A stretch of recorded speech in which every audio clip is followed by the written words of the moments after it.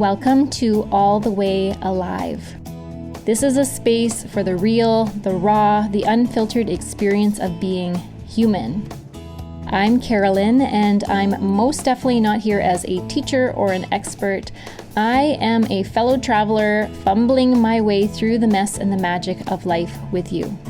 This isn't the bullshit of self-help. It's not about becoming better or fixing anything. This is about truth. It's about risk. It's about letting yourself be seen all the way through.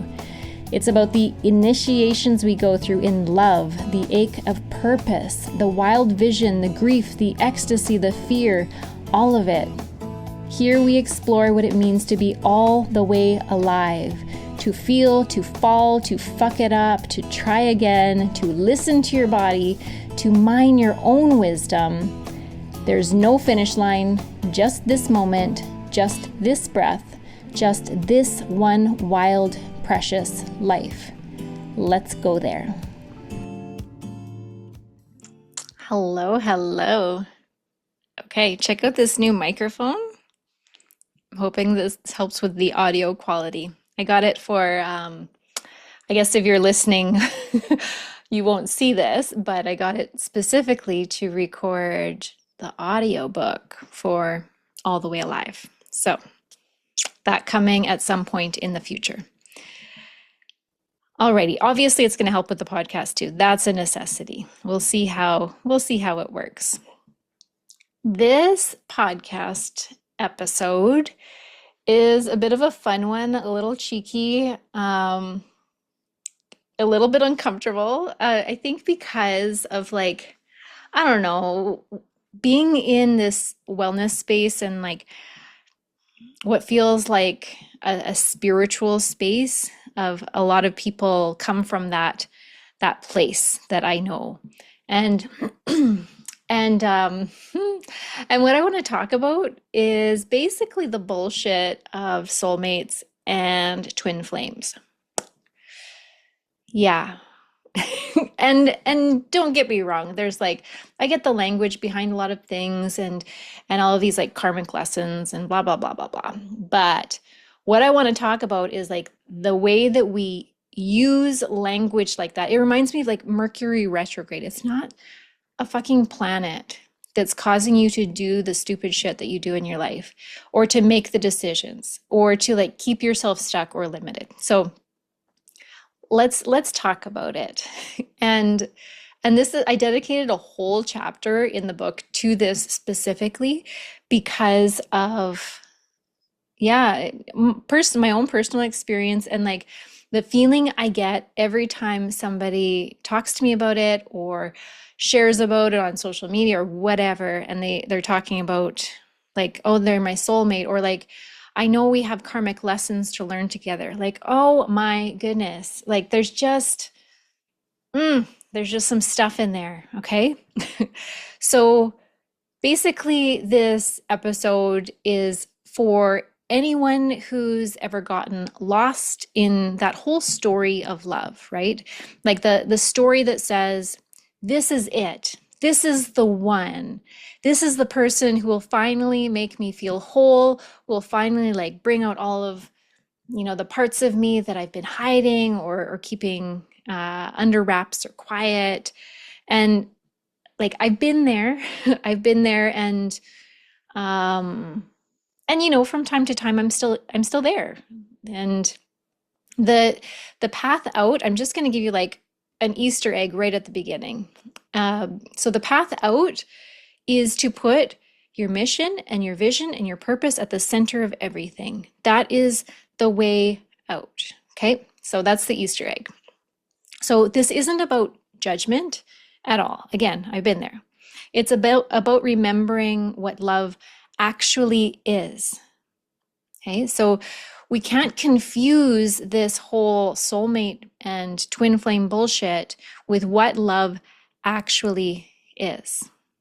Okay, so understanding ourselves as love in essence, and what I've spoken to recently. If you didn't check out an earlier podcast that I did called "Taking Love Out of Its Boxes," highly recommend it. It's a good one. Um, Good topic. Just like a really good way to look at what love is, what it isn't, where we come from, who we are in actuality, and how when we see a person as an object of our love or of somebody who can give us love, it creates this inherent separation who we actually are. So all that to say, this whole soulmate and twin flame stuff just a complete misunderstanding of what love is, in my opinion and experience. So, I get the myth of it, and I get the ache, the deep desire, the longing of finally finding that person, my person, that one, that soulmate, right? Like we crave being chosen. We want to be special. I can't tell you how many times I've heard myself say that to me or out loud to another person. Like, I just want to feel special. I want to know that you care. Like show me that I'm special. And how often we stay in places where perhaps we're not honored, and it's like we are looking for that. And this is not to say that we don't work on relationships. So please don't mistake what I'm saying for, a replacement for actually spending time having meaningful conversations and growing and learning together. Like that's not it at all. But the wound is this craving of being chosen. That is the wound, right? And so these stories that we have inside of us that promise belonging and destiny, it's just a tidy narrative that explains the ache, right? So we desire this deep sense of belonging, of feeling special, of having a person, of it being destined or ordained, or however you want to like speak to it or point to it. But it's really just a simplification of what it is that's actually going on underneath the surface. And it fails to recognize the truth of what love is and who we are in actuality. Okay. So yeah. And this idea of the one, like of that one person, makes the chaos of all of like the rumination and the bullshit and like all of the things that we do to like search for love, to find love, to keep love, to make love stay, it makes that chaos feel somehow orderly. But it's still just a story. It's still just a story that we tell ourselves. And it's my experience and learning that this often comes more from a trauma bond or from a survival-based attachment. And we dress it up in this cosmic truth. And yeah, doesn't matter how much you dress up that cosmic truth. It's just not what's honest. It's not what's actually happening under the surface. And so let's dig into it a little bit deeper and see what we can kind of pull out and look at for us to maybe question and to get curious about how we could potentially choose differently. So I believe that we often confuse intensity for intimacy. So intimacy is like this deep level of attunement. It's a way that we are in presence together. So if we're looking at the actuality of what love is, it's not about giving or receiving in any way, really. It's more about us being in the recognition of who we already are and attuning to that frequency together. So yeah. And so really we could have intimacy with anybody who's willing to meet us there. And and I also do believe and have experienced like deep levels of intimacy with people I have just met, whether that's circumstantial or situational or like, maybe there's something more, it could have been something more, maybe it's a friendship, maybe it could have been a lover, like whatever it could have been. Um, but sometimes it happens so immediately. And and so we can have intimacy in a moment. And part of what it means to take love out of its boxes is to engage with that, right? To not turn away from these moments of intimacy and mistake them for commitment. Like that's totally different. And so when we mistake intensity for intimacy, we look at these like trauma bonds, these twin flame things, these like ways that we amplify each other's wounds. And like, of course, that's beneficial to some degree. Like, we get to look at our wounds and then have an opportunity to heal them. And maybe we can heal them together. Maybe. But let's get really clear. And this is returning a little bit to that Easter egg. If vision and purpose and mission are at the center of everything, we're not going to bother with these kinds of relationships. We're not going to spend any length of time there because it's a distraction. It's like this diversion away from what our true medicine is and how we can show up in service to the collective. And we can get lost down these rabbit holes for like days, months, years, decades. And and it's not that there's anything bad or wrong with them whatsoever, but if we want to put purpose at the center of it, it's really important that we don't spend all of our time focused on the intensity of something, mistaking it for intimacy. And yeah, I guess another way to put this is like how pain in relationships masquerades as fate.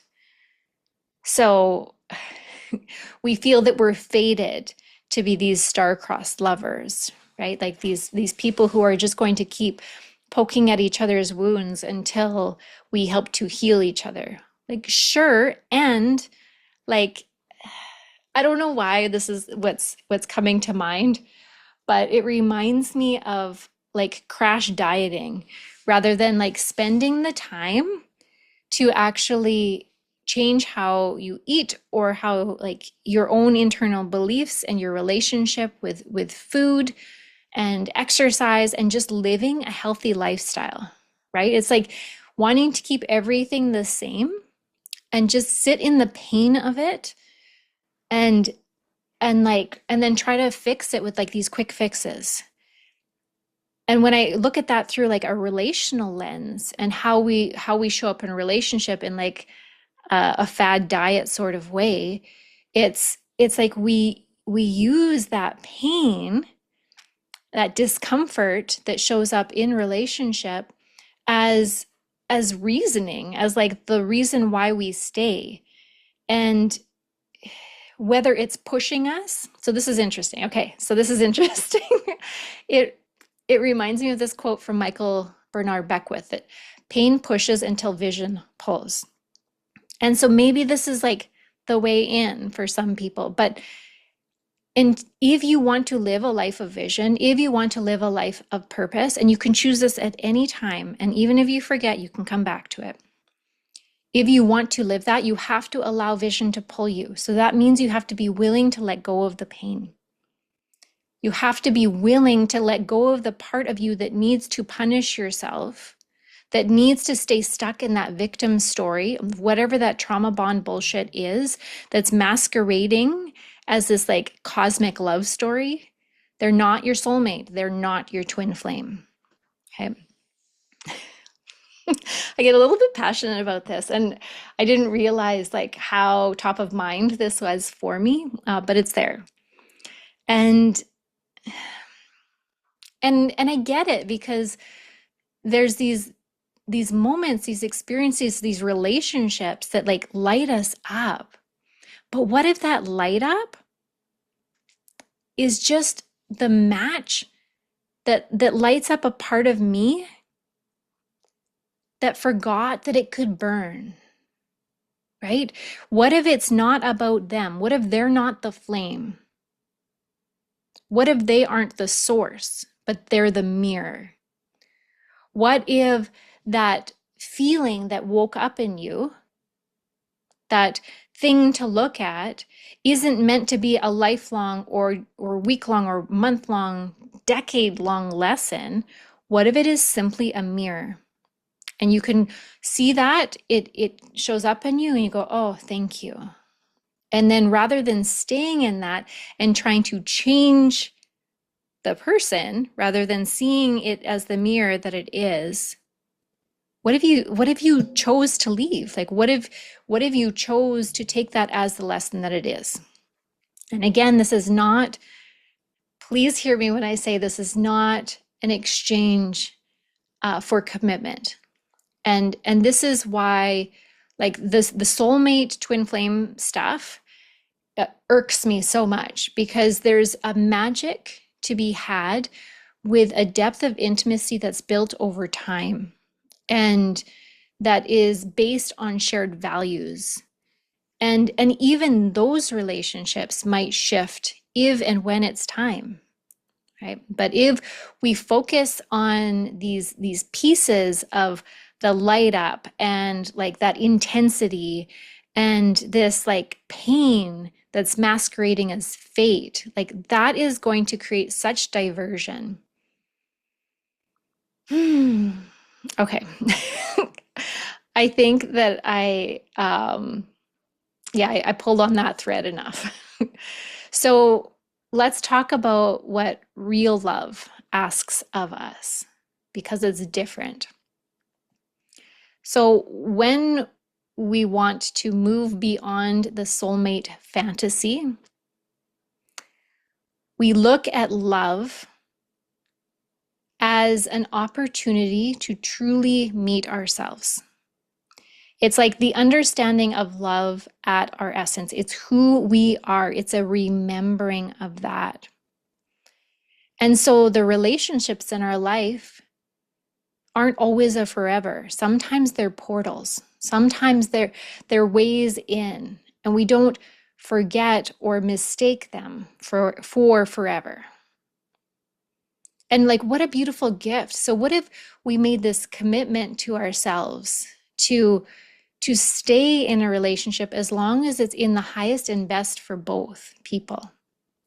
What if? What could that look like?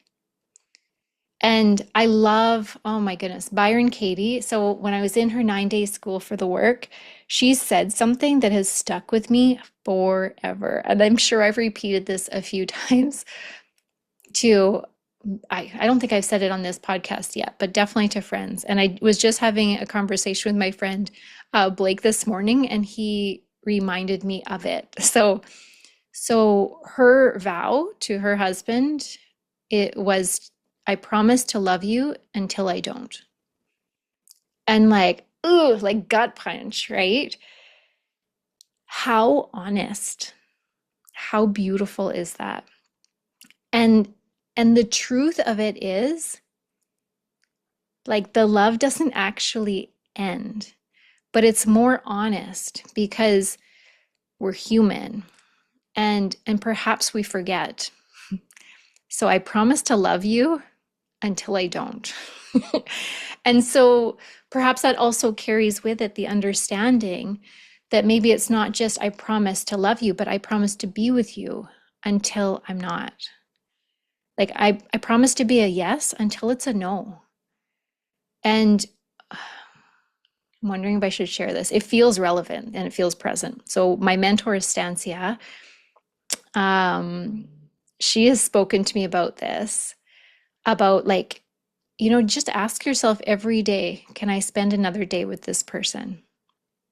And then it becomes less about like looking into the future or wondering, and it offers this really beautiful opportunity to be so fully present. Because if this is the day that you say yes to, then how are you showing up?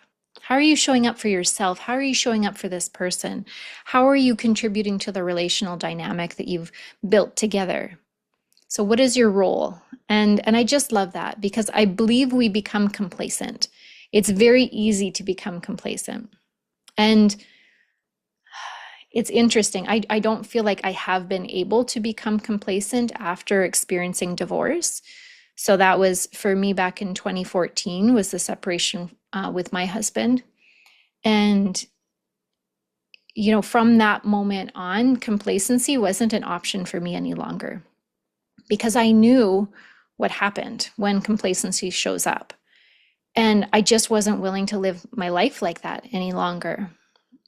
And that doesn't mean we can't, have ease or restful moments or peace in relationship. That complacency is only a problem in like that whole soulmate twin flame bullshit, where like we're mistaking intimate or intensity for intimacy. So there's a fear there of resting because if there isn't the intensity, then it's not the one. That's not what I'm talking about. Um, yeah, yeah. So the thing is, like our soul's path, what we're here for, our mission, it's not always lined with these tidy endings or matched rings, right? Like it's not always lined with marriages and commitments in that way. Sometimes it's just a lesson. Sometimes it's just this beautiful opportunity for connection and intimacy, and then we move on. And that doesn't mean we have to forget. It doesn't mean that the love has to stop. It just means that the container that the relationship has been in shifts and changes. Like I have not stopped loving my husband. That has not stopped. It changed forms. We don't live together. We do share children together, but I have not stopped loving him. And whew, man, that is more emotional than I thought it was going to be. Mm. And there's people that I've met like that I just had a quick, intense like connection with on just a friendship level that I have not stopped loving. Whew, yeah. Okay, that feels really important. And so real love, when we touch on that, real love is often about the becoming, right? It's about our own soul's evolution and their evolution. It's not about belonging. It's not about what can I give you and what can I get from you. It's about how can we be in this depth of connection and intimacy together? How can we support each other's mission and vision and goals? And how can we share a depth of attunement? And like that's what I crave. That's like no on like a soul level, that's what I crave beyond anything else. Is like attunement. Can we share this space, this depth of connection, even momentarily, even if it's not all of the time? And it's interesting. Again, in this conversation I was having with Blake this morning, we were talking about like how the older we're getting, and we're not crazy old, but we're over 40. The older we're getting, the more like alone feels good. And that doesn't mean that the connection is severed. It's just like the connection with others is just stretched a bit. And it almost becomes this like, it's like a dance of moving closer and further away. And it's just more honest. There's a level of trust and of letting go and of not needing to manage that shows up. And yeah. Mm. Yeah, returning to that. Oh, returning to just that experience of like, the love doesn't leave. There's a quote from the book that I'm going to share, the book that I wrote. And it's, I thought that if I gave enough, stayed long enough, proved my value loud enough, that I'd finally feel chosen. But the truth was, I didn't need to be chosen. I needed to choose myself. I needed to choose myself. And so that's what real love is. And so let's talk about the reclamation. So if this whole soulmate and twin flame stuff is total bullshit, then what's the reclamation? What does it mean then to really own the honesty of love? Well, if love doesn't require contortion and connection doesn't demand performance, and the willingness that we have to be changed by love precedes all else, even if it ends the relationship, then love becomes not a destination, but in service to the purpose, in service to the mission. It's a beautiful opportunity for us to be in the fullness and the honesty of our humanness and the actuality of who we are, right? In essence, in truth, and the willingness to let go of what isn't serving us. And I'm not saying that from this space of like relationship hopping or, turning away from commitment. That is not it. If that's what you're taking out of this, please know that is not what I'm speaking to. But sometimes we stay too long. Sometimes we contort ourselves too much. Sometimes we demand permanence.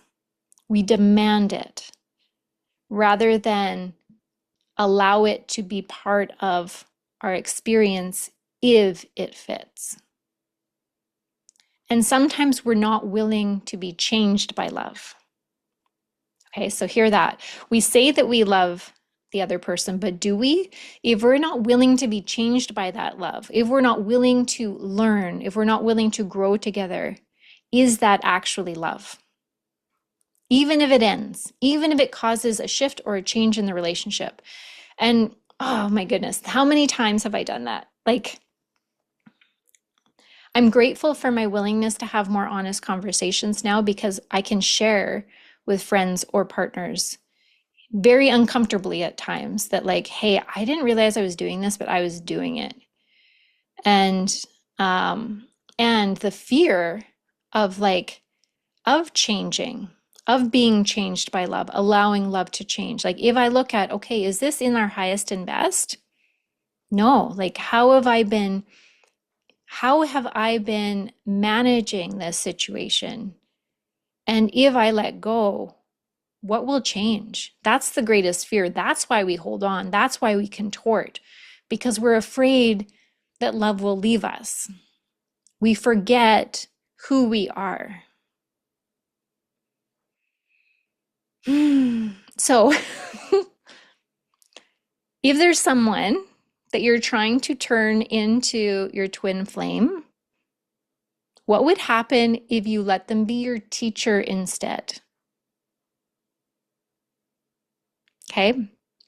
Or if you've been in a relationship for a long time, right? What would happen if you let them be your teacher instead? What if you released the fantasy? What truth might actually be waiting for you? What truth might be waiting for you if you let go of the fantasy? And if there's like a fear in there, that's the portal. That's the way in. That's the invitation. If it excites you, man, you're onto something, right? The places where I still get hung up is like the uncertainty, like the fear of being alone, and the the fear that like I'll be unlovable somehow, or that if a relationship changes, it means that I'll lose that person, forgetting that that's not really possible. And I have actual proof of that in my life. And so when I'm contorting, I remind myself of that. And that's why it's so scary to say the thing, right? To be honest, because we're afraid of these endings. But what if it's just a shift? And it doesn't necessarily mean that we even change the structure or the form of the relationship. Maybe we're still in an intimate partnership. Maybe we're still in a friendship, however we want to look at it. But maybe it gets better. Maybe we loosen our grip a little bit. Maybe our person goes out into the world and does the thing that they've always wanted to do. And then in that achievement, in that following their purpose, in their mission, they get to experience that and bring it back to you, and you get to celebrate together. Or maybe you celebrate from afar. I don't know. I don't know how it's going to show up. But what if that was the purpose? What if love led the way? What if vision pulled and love was the companion, or really the sea, right? Like it's the actuality, and vision is like that thread pulling us forward. What if?